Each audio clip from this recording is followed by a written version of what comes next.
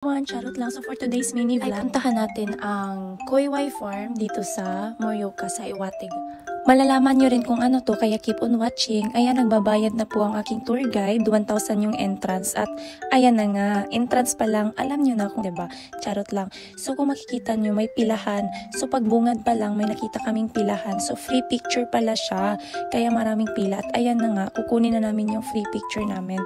Parang souvenir ba? Syempre guys, pag free, hindi magpapahuli ang Pinay, charot lang. So ayan na nga, kukunin na natin ang free. Kukunin na nga. So ito yung unang... So enjoy watching guys, mawawala man ako, papush!